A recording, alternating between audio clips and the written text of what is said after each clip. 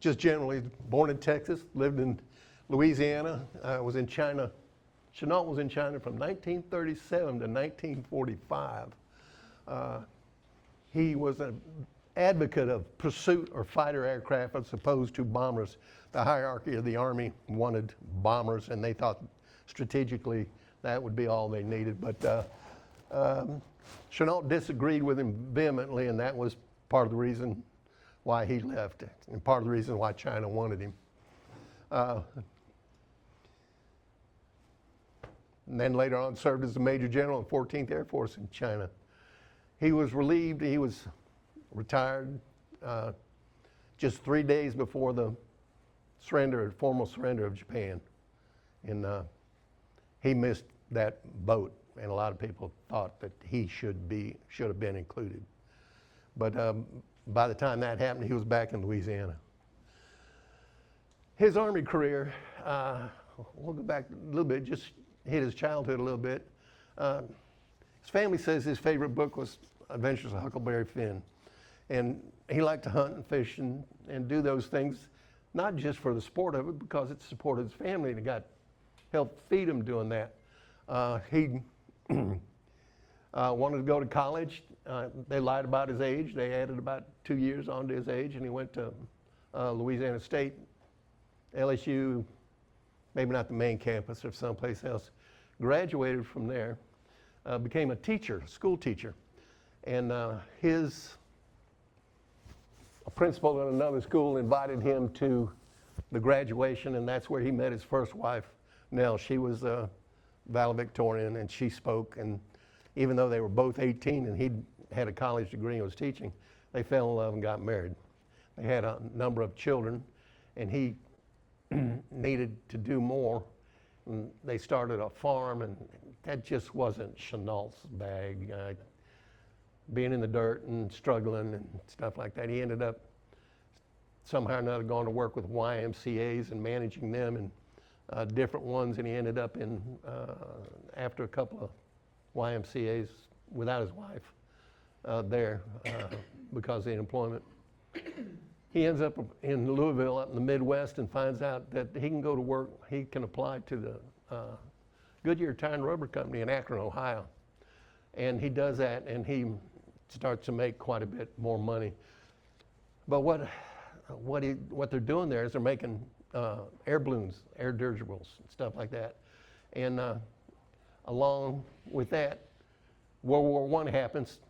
He leaves, he wants to fly in World War I, but because he's a factory worker and the Army Air Services are looking for more learned, more aristocratic, more noble, more of a gentleman as a factory worker, he's not even considered. So, excuse me, Bruce, he becomes an infantry lieutenant. Be my machine gun, young man.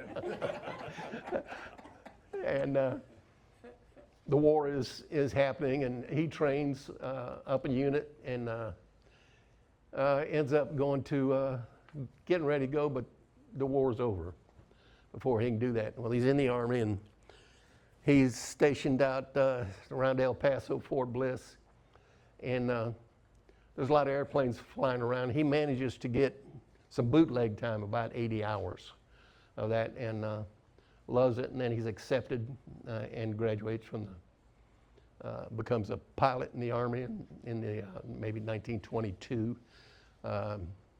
He goes to an observation squadron. If you think about from the Civil War with balloons and World War I, aviation started out as observation, and gradually some offense there with other airplanes from the other side that were also observing troops and positions.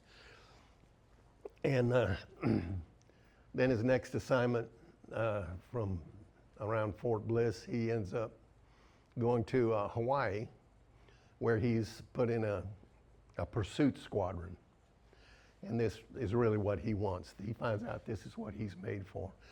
He goes to, after that, he goes to Maxwell Air Force Base and teaches and becomes part of the first Army Air Demonstration Team, men on a trapeze, 3 men on a trapeze. And they travel the country putting on shows, and they got to practice in its close formation. And this really enforces his belief about fighter aircraft and how important they can be and how agile they can be and how they can, what they can do. And he becomes an advocate for that and writes different letters to the Army and has a great struggle with that, with him and powers that be, Hap Arnold, and in particular, a fellow named Bissell, who shows up later. And they hate each other. They don't, I'm right about bombers, you're wrong about fighters. So while touring the country with this 3 men in a trapeze, for the 1935 air races that are held in Miami, they go down there to put on a 3-day demonstration. There's over, this is 1935, there's 500 plus airplanes at this show, not participating, but you know, people are flying in and to see it. And while he's there, some of the, I got away. This is his wingman, Billy McDonald, John Williamson. They show up throughout the career. They're good buds. He's a lieutenant and then a captain, and they're sergeants. Like I say, they do this 3 men on a trapeze flying show. In the meanwhile, Japan starts invading China. They start with Manchuria, and it's more and more and more. And the war keeps going on, and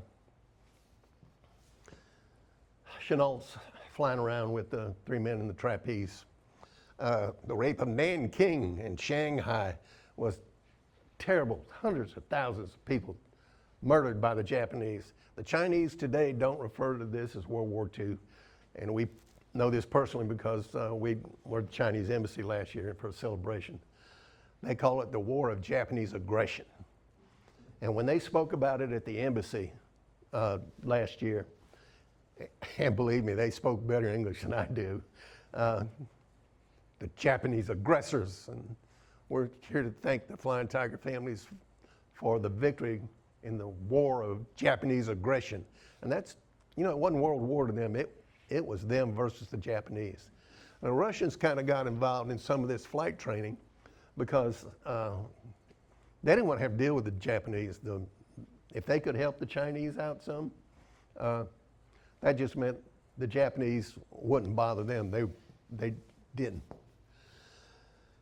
And the war goes on, and it's terrible, and it increases in frequency and ferocity. Chiang Kai-shek becomes the leader of one portion of the Chinese armies. Even at this time, there's a communist portion, there's warlords, and there's the nationalist. And they want to try to have a combined effort against the Japanese, and Chiang Kai-shek is the generalissimo that heads that up. Now, if you want to think about China and the problem that they're having, I've superimposed a map of the United States over it. And the Japanese invaded Manchuria up here, and they come down mostly along the coast and start occupying places. And if you think about, you know, our country, this is the Minnesota and Canada, and here we are down in Dallas, Texas, or Hong Kong. Burma, Rangoon, where they show up, is over here. I don't know, I've never been to Mexico. Is that Acapulco or something? Anyway, it's a huge country. And we can relate to the invasion of China by the Japanese as being close to the length of the Mississippi River, west of the Mississippi River.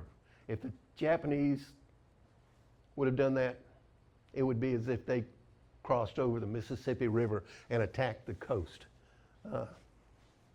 To give you some idea on them, China has different flight schools, ends up flight schools all over this part of the country, but as the Japanese invade it, it's in jeopardy, then continue to move west and south. Here's some of the initial training airfields for the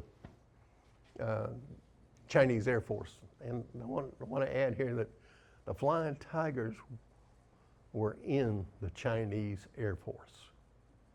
They were a group of the Chinese Air Force. And their primary school was down here at Kunming. And of course, Burma's right down here.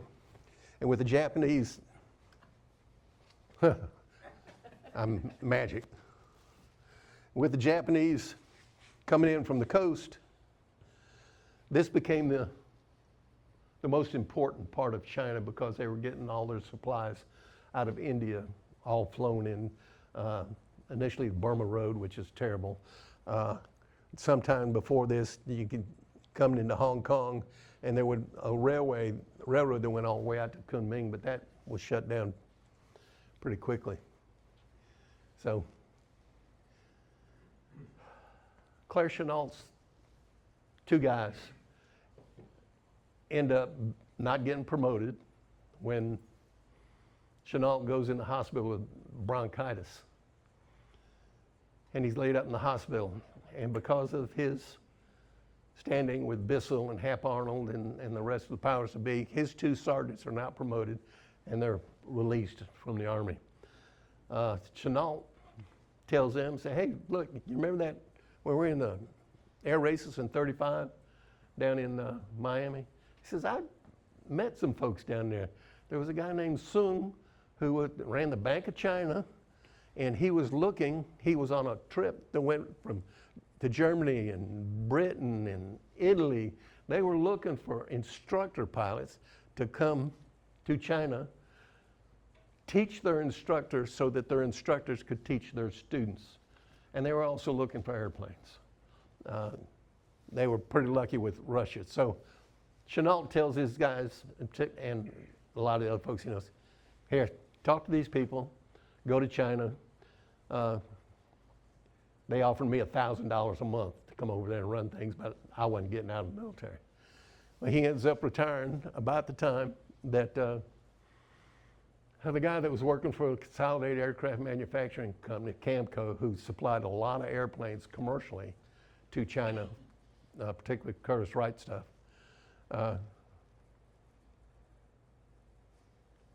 Where was I at? Ah. So these guys go and do that. Chennault retires, and about the time he retires, the colonel, the American colonel that's working with Madame Chiang Kai-shek and running the existing schools dies unexpectedly. Billy McDonald tells her, when she's there, says, hey, let me give you the name of a really highly qualified guy, Claire Chennault. And she goes, okay. Well, her and her husband, Chiang Kai-shek had, but her brother, who is this Sunk, TV Sunk, who runs the Bank of China, and her sister is married to Chiang Kai-shek. Her sister is Madam Chiang, who, by the way, was educated in Macon at Wesleyan College. Her very wealthy family wanted her educated in the United States. Her brother that runs the Bank of China was educated at Harvard. And when Chennault first met her, she was so young looking, he had no idea that she was General Chiang Kai-shek's wife. And he calls her Princess or Madam through the years. So Chennault gets on a boat, SS Garfield, and heads to China. When they come into Japan, Billy McDonald meets him in Japan and gets on the ship and is going to go to Hong Kong with him and kind of prep him up. Well, they have a couple days in Japan and they go around and take pictures and they see what's going on and how things are building up. On the way to Kobe and onto Hong Kong, they note any Japanese vessels that they pass. They're kind of gathering intelligence. And when he gets there, he meets with Madam Chiang and the powers that be, and they talk about it, and he understands that he's just going to be an instructor and not a fighter. And so they put him on a tour of all the schools, and that's 1937.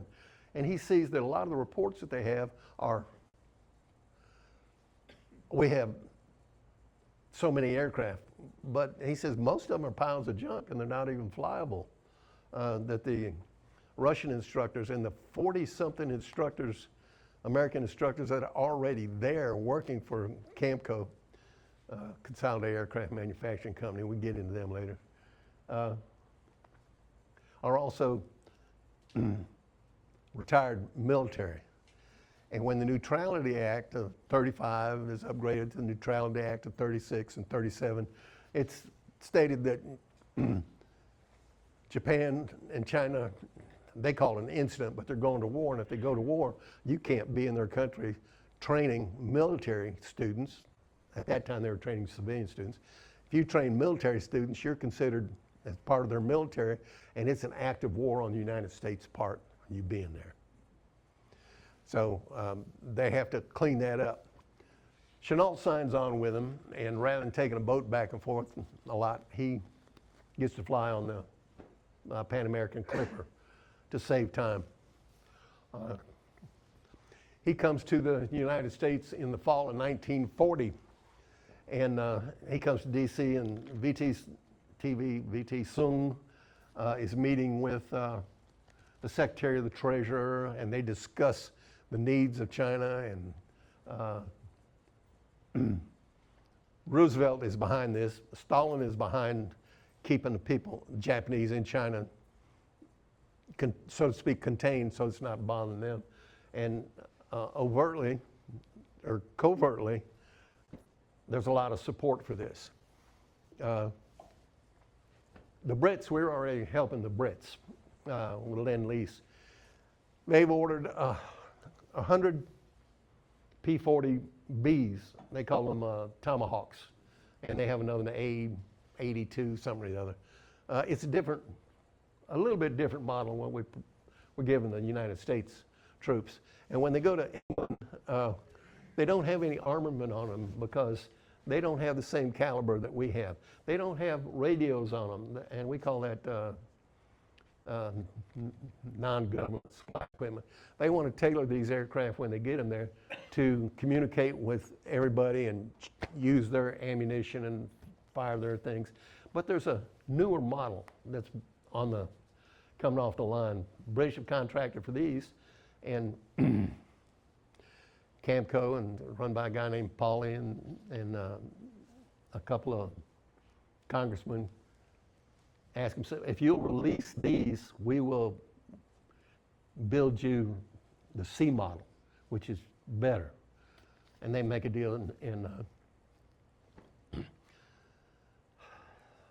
Chennault is able to get 100 P-40s. He's been out to Bowling Field in Washington, D.C., and seen them fly. And at that time, there's two guys on the ground that he notes in his diary that he meets Dave Harris and Peter Atkinson there, and puts a little check mark by the name. He knows he's going to need 100 pilots. So these 100 aircraft are being boxed up, being sent to Britain. They're shipped out to Waukegan, New Jersey. And by the time they get put on a boat, the destination is not England, it's Rangoon, Burma. And that's in February. And they send these out. Now they've got the okay to go out and to man this unit. And his friend Skip Adair and a couple of other folks are tasked to recruit these folks. And what they've negotiated is anybody that resigns from the Army and serves a contract with Camco, your time in grade will continue. We can't pay you, but it's as if, and you're not going to the reserves, but your time in grade will continue. And when you come back in the meeting, if you were supposed to be promoted to first lieutenant or captain, you would receive that time in grade. And it went for everybody, the list of people there. I always, until I got into this, I knew that they needed 100 pilots. They're getting 100 airplanes, they're getting 100 pilots. And everything I read about was Skip Adair going to Selvidge Air Force Base in Michigan, and Mitchell Field and places where there's P-40s, and then they include the Navy guys down at Pensacola and the Marine Corps, and they're looking, and it's always been pilots. I never really gave it much thought of how in the world they came up with this. This is over 300 people that they needed to run this unit, and I've kind of ran that down. But things that really, you know, when you think about it, things that really surprised me was that the headquarters staff, they got 25 guys in headquarters, and I never had much use for headquarters staff. They got 30-something clerks. Of course, they got to have weathermen. Air Force, they got 2 photographers. If it had been Navy, it'd probably been a lot more than that. Supply guys, not many. I don't know how they got along with just 2 supply guys. Somebody in the mess hall, flight instructors, 56 crew chiefs. They got 100 airplanes, they got 56 crew chiefs and 4 line chiefs. They got 20 armorers. That's 1 armorer for every 5 aircraft that work on the guns and keep them working. Ground crew, that doesn't sound like much. Vehicle mechanics, communication. 25 guys working in radio rooms and maybe repairing them and talking on them and tower and stuff like that. Wow, medical staff. They take 18, they get 18 people to sign up to be a couple of doctors and a dentist and nurses and I don't, you know, nurses, they don't have EMTs, but can you imagine that, looking forward and going, what do I need? What do I need to recruit? Where do we get all these people? So the only people I'd ever heard of was Skip Adair and 1 other guy going around getting pilots. Right down to prop engineering. Most of the engineering staff was Chinese Air Force folks. Parachute rigger. Bruce jumped out of a parachute.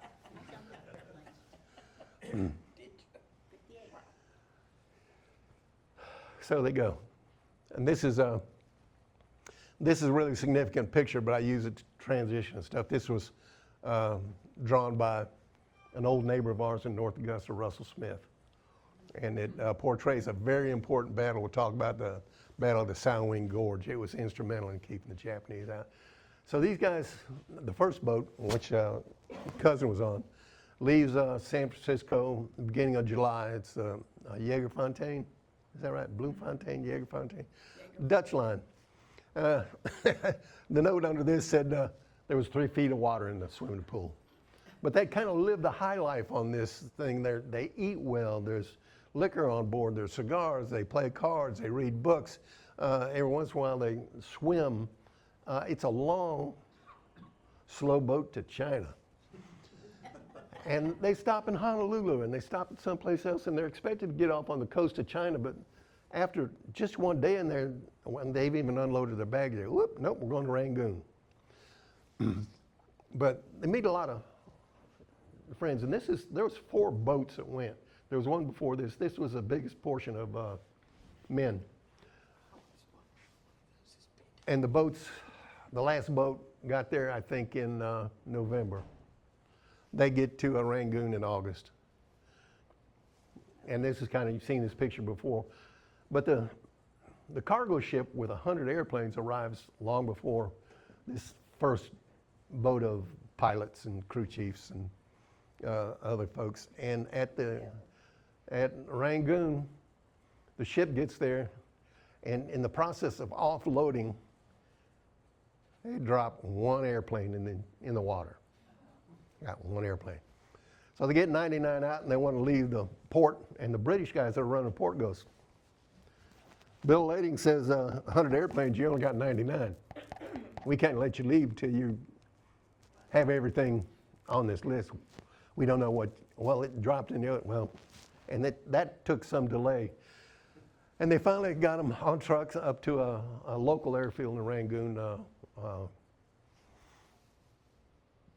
where Camco had an assembly plant, and they assembled aircraft there. They took them out of that box that you saw, where the shipping box. They'd taken the wings off of it. The wings are off it, and the tail's off of it. And the tail's off it. And they have to assemble that stuff. And of course, it has to be inspected, and it has to be test flown. And it's done mostly by the Chinese Air Force workers that have been doing this for years. They assemble them. They move as they arrive. They move 4 or 5 hour train trip up the Irrawaddy River to a town called Tungu, where the Kedah airfield is, which is a British airfield, and they're going to share the British airfield. Of course, the Brits didn't leave them the best accommodations. They left them just an open bay, mosquito nets. The bugs were bad. It was hot. They were miserable, but they were finally in China. Bert Chrisman drew these pictures. Bert was a commercial artist. He even had a published cartoon nationally, Terry and the Pirates. And he joins the Flying Tigers as a pilot. And this is some of his. This is 14 November. So while they're there, they have to start putting, and as the guys arrive, they start checking the airplanes out. There's training going on. Some of the guys that come, the pilots that come, are P-40 pilots. Other ones, for instance, from the Navy, some of those guys have just flown seaplanes, big 4-engine seaplanes. And those guys have a heck of a time adjusting to landing. Visually, they're where they used to land, but they're still 40 feet off the ground. And they prang a couple of them in, and they end up having to fix the training accidents that happen there. But that's all part of the training.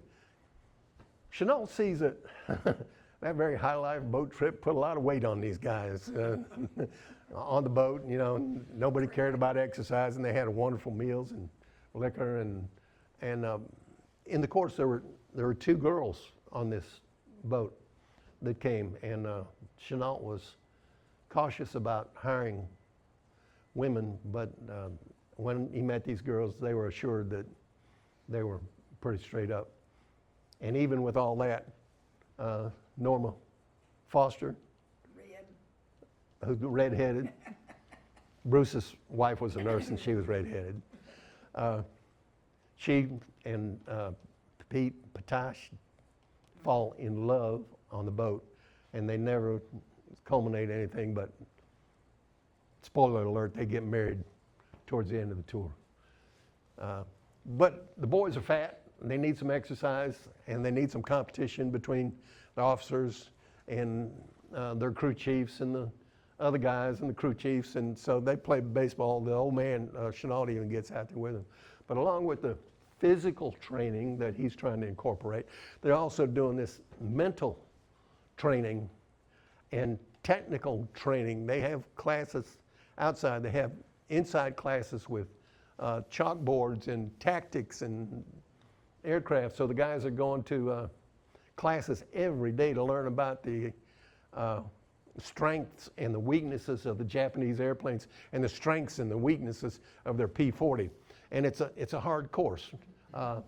When I went through Apache training, we did a very similar thing, you know, so Chennault's training lives to this day. And of course, says it's in low wing, but they're still working on airplanes every day when guys go up and bang them up. This is Pete and his future wife, Emma Foster, riding their bicycles. The guys went to town, bought bicycles. They bought film, and there wasn't a PX around. This comes in later when they start to have individual squadrons, 1st, 2nd, and 3rd Squadron. Everybody, to start with, they say, all right, the first third of the aircraft, or 1st Squadron, 2nd Squadron gets 34 to 66, and the last one gets the rest of them up to 100. Well, they divide them up, and the 1st Squadron decides they're going to be the 1st Squadron flying P-40s. They decide that they're going to have Adam chasing Eve to catch an apple because that was man's first pursuit. Hooray. The third Squadron, who is primarily Navy and some Marine guys, primarily, they decide they're going to be Hell's Angels after a 1927 World War I film of the same title. And they paint a scantily clad, attractive looking woman with a pair of white wings, and that's their symbol. Prior to this, Chennault's idea was, we'll put stripes on the tail boom. White stripes is first, blue stripes is second, and red stripes are third. Yeah, okay. And they come up with these names. Well, the second squadron calls themselves Panda Bears for some reason. I don't know why. But because Bert Christman's in there, and he's an artist, he takes, instead of having a generic pursuit and an apple or a winged lady, he takes the panda bear, and when he puts that, when he marks his airplane, he makes a bicycle and puts a panda bear driving the bicycle. So there's a guy named Jack Newkirk, whose dad was a lawyer and wanted him to be a lawyer and came from New York, a pretty high society guy. On Jack Newkirk's aircraft, they got a panda bear in a tux to indicate that. So Bert contributes an awful lot of stuff artist-wise, and it's really cool. Here they are, they're still working on airplanes. But of course, during the training now, they still have accidents. This is pretty severe. They ground loop this one. Sometimes it's just nose in the thing. Sometimes a strut breaks, or a guy crashes into a car, or the airplane, something happens in the air. And they use, because it's so hard to get parts and that they use all these, they salvage usable parts off of these. They have a boneyard that they do these in.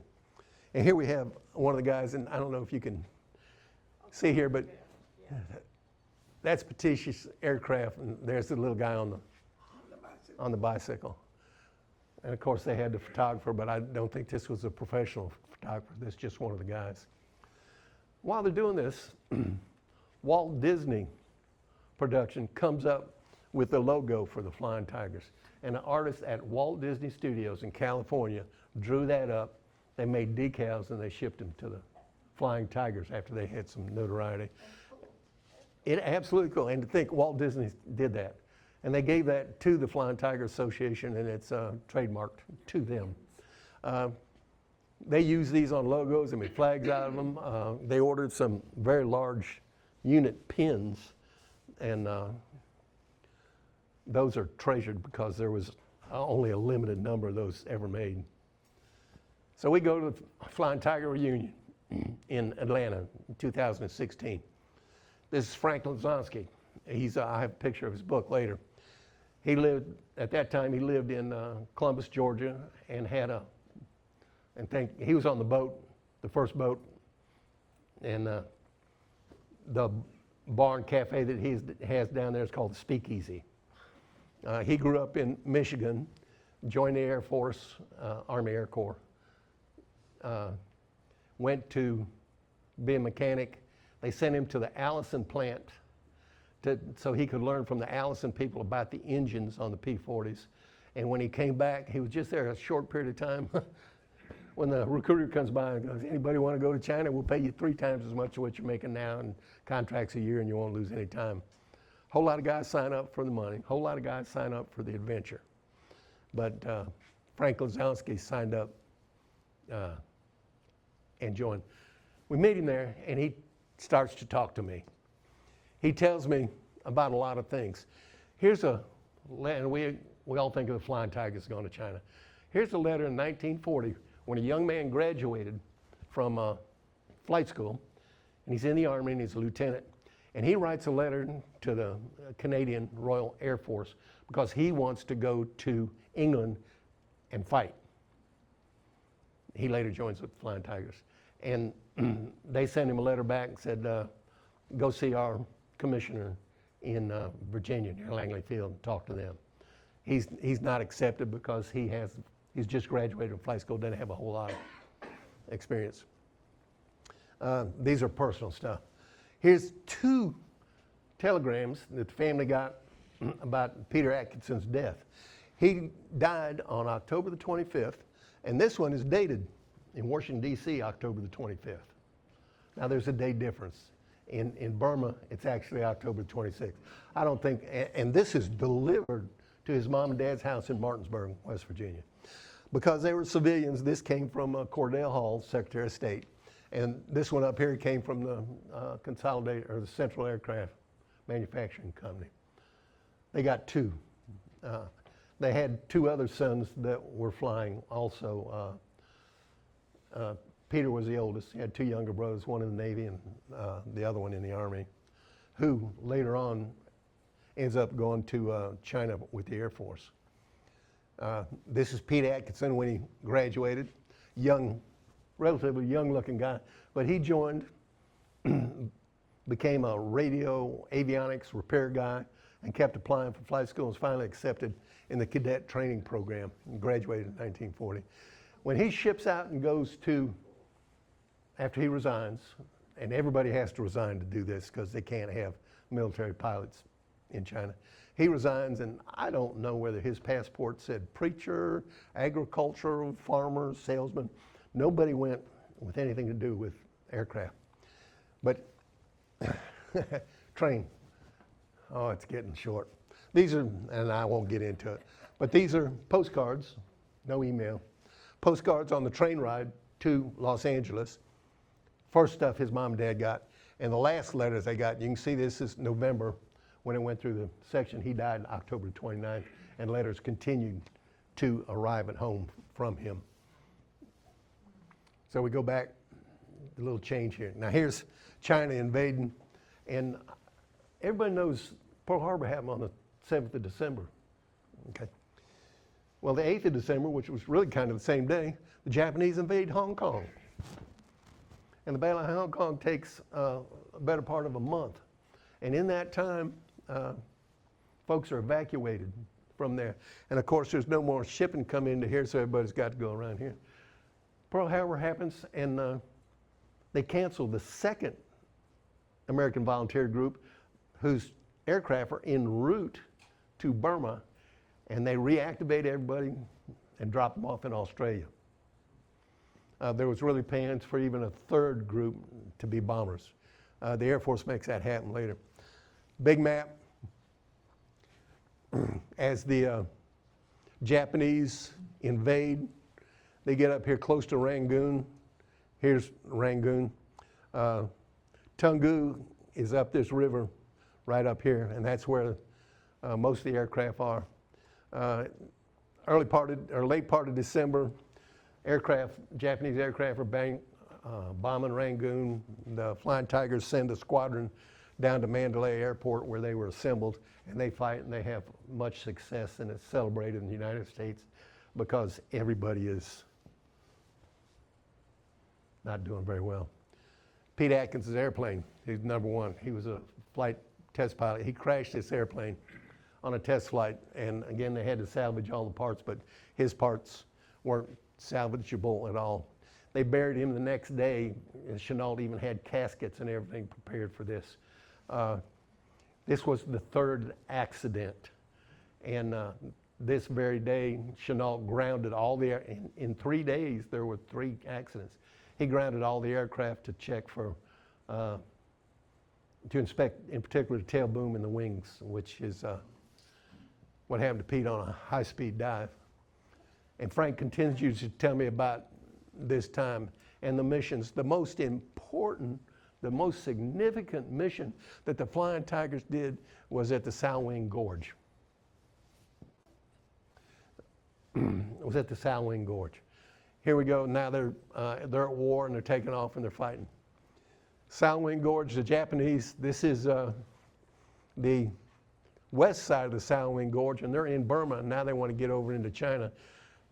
As they're going down a hill similar to this, the bridge is blown up. All that traffic, the convoy has to stop. The Flying Tigers take out the first truck and the last truck, and it's a turkey shoot. This is 200 miles from where Kunming is. If the Japanese Dragon Division would have crossed that river, it would have been over for China, because Kunming was where all the support from India flew into. All the gas and the bullets and the beans and the replacements and everything came in through that airport. Of course, they're at war and they scramble sometimes. They have a heck of a warning system out there. They got outlying stations that call them in and say, I got aircraft headed your way. And it gives them time to scramble and get up to the air. And with all of that and all the fighting that goes on with the Flying Tigers, and Brad covered a whole lot of it, the other really significant places is CNC, the Chinese National Air Corporation. This guy was getting ready to quit, and he says it's a good thing he didn't, because what happened? The CNC were the first guys to fly over the hump, the Himalayas. India was where all the supplies were coming into, because the Japanese had the whole coast of China and Indochina and Malaysia and everything locked up. You couldn't even get to them with boats. So stuff were either shipped in, replacement aircraft were flown in from the United States, across Africa, all the way into India. Had big bases there. But here's the CNAC hangar that was bombed in Hong Kong. And at the end of this Battle of Hong Kong, the CNAC had 9 pilots and 6 aircraft. And so during the war, with all the support that needed going, it continued to grow. But it's really their effort to supply all of China and the Chinese forces and everything, bring them in from it, is so significant, and nobody ever hears about them. Of course, they were civilians, and they lived pretty well, but it was still tough. Here's one of their airplanes, a Chinese airplane. Matter of fact, this one was a DC-2, and something happened to its wings, and they put DC-3 wings on it, so they called it a 2.5. Worst weather, highest mountains, night, war zone, unarmed, Japanese Zeros hunting them. So at the end of the war, here's 15 ex-AVG guys, pilots, that went to work for them and continued to fly. Some of them are over here on the lost board for the rest of the war. And this gives these guys, most of these guys start the Flying Tiger airline in the 60s, because they see what cargo does. And this is pre-UPS and Federal Express and everything else. They actually start a cargo airline, which becomes also a passenger airline. So contract's up July 4th of 1942. Bissell has shown back up with the Air Force. They've been at war for 7 months. Bissell shows back up in China. Boy, these notes didn't do me a damn bit of good. And they go, we're taking everybody back into the Army, and we're not doing the way you guys did it. You're civilians. We're going to do it the Army way. And it turned off a whole bunch of people. And he says, and if you don't remain with us, I'll see to that it makes you very difficult to get back to the States. You'll have to pay your own way. When you get back to the States, you will be drafted and put in the infantry. And a whole lot of threats like that. A lot of guys just said, I'm not doing it. So in July, when they disbanded and the contract was up, they had lost killed in action, missing in action, or POW, 31. They started out with 300. That's 10% of the guys didn't make it all the way through. During that time period, for various different reasons, most of them honorable, but there were some dishonorable, they discharged 64 people before June. And this is all the way back to September and 41 and the early months of 42 and the move to Kunming. And some guys just weren't happy. Cousin Peter, almost in some of his letters, he said, I'm thinking about quitting. They signed up like he wanted to go fight in England, and that's what he thought they were going to be doing here. And it just ended up being training and training, more training, Army training. Return to active duty in China that day were 41. Only five pilots elected to stay and join the Army Air Corps with Chennault. Only 5, that's how, and they did it for the old man. They loved him. There were 39 people that said, okay, I'll stay for 2 weeks and I'll help the transition. A couple of these guys died in 2 weeks. One of them was Potash, and his wife was already on the way back. She thought he would just be an alert aircraft, but he actually died on a mission to Hanoi and was shot down. 4 of them joined the Chinese national airline immediately. And they disbanded 134 guys, went back to the States.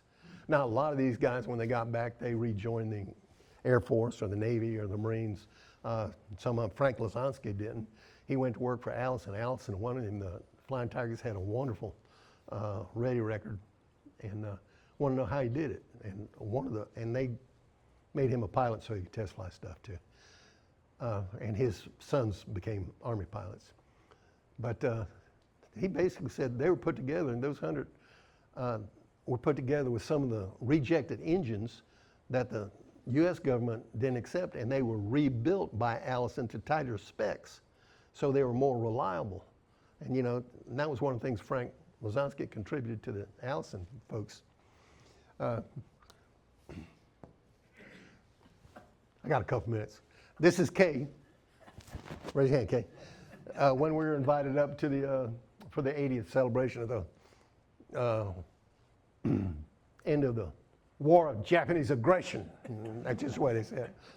A beautiful embassy, and here's part of the group. Some of them came from China, some of them came from the West Coast.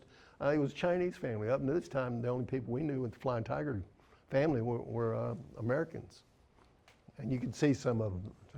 This is the niece of George McMillan, who was a Flying Tiger, who had 4 years at the Citadel, lacked a couple of hours, and he graduated but didn't get a diploma. He joins the Air Force, joins the AVG, makes it through a year, comes back.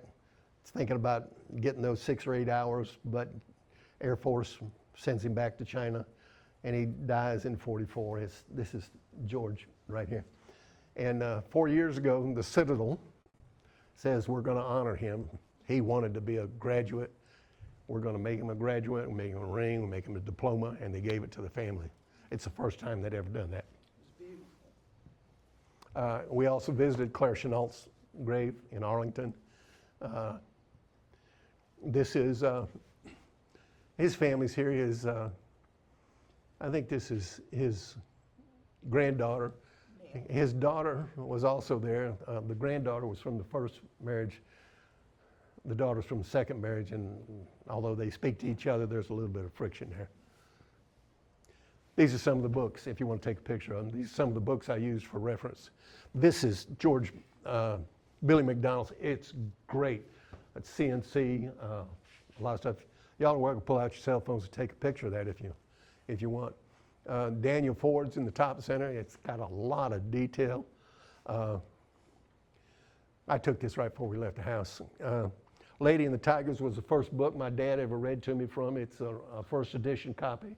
His cousin is mentioned in there, pictures and stories, and his Atkinson's sister sent that to my dad in Guadalcanal in 1944 for Dad to read, and he read it to me, and that's where I got my inspiration.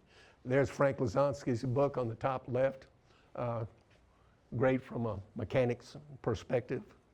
And this one in the middle by Sam is also excellent. We got other ones, but these were the best ones, I think. A little extra stuff there. So, and got one question? Please. Where was the picture taken of the monument? Was that Arlington? Yes, that's in Arlington. There's also, he's buried there, and typically it's veterans, but at that time they allowed generals and other notable people to have bigger tombstones. There's a red oak tree, a memorial tree planted real close to there. It brings up another thought. The guys that disbanded and didn't do anything else in World War II except civilian stuff, 1995, the administration recognized all the AVG Flying Tigers as veterans. A little too late to use the GI Bill and everything, but at least it was there. 55 years before they were recognized as veterans. Yes, sir. So just to clarify, Atkinson was a relative of yours? Yes, my dad's first cousin. First cousin. Mhm. Just why I wanted to clarify that. But the other question I had is, in the research that you've done for all these years, do you know where they came up with the idea for the shark's mouth on the Uh, From 40? Actually, yes, I do. In November of 41, they were invited to somebody's house. They had a little gathering of 3 or 4 guys that went over there. There was a Time Life magazine on there, and there was a picture of a P-40. It was either Australian or New Zealand in the desert in North Africa, and they'd painted a shark's mouth on it. Shark's mouths have been painted on a lot of stuff, but it just fit that aircraft. And this was third squadron guy, and he goes, "Hey, I want to do that on my airplane." And so they got out there and got to chalking it out and got ready to paint it and everything. And the rest of the Hells Angels guys, "Man, that's really cool. Let's make our aircraft all have shark's mouth." Chennault saw it and he goes, "Where'd you get that?" And he said, "Well," he says, "because it's pretty cool. I want them all painted like that." And so that's how the shark's mouth got in there. There's some myth about the Japanese and sharks and dragons, and the Chinese didn't have that. It was tiger to them. So that's, and they came up with flying tigers. That was the confusion. Some people saw it as a tiger's mouth and flying tigers, but it was actually a shark's mouth. From the Chinese perspective, it was tigers. Please. So. Yes, sir. There was that much resentment about the Army Air Force when they brought them back in after? Tried to make them rejoin. Yeah, you had Navy guys in there. Hell, they didn't want to be in the Army. Some of them did. I think Tex Hill and Ed Rector, or Rossi and Rector were Navy guys, and they made them. They came back in and they were like squadron leaders for Chennault to start with.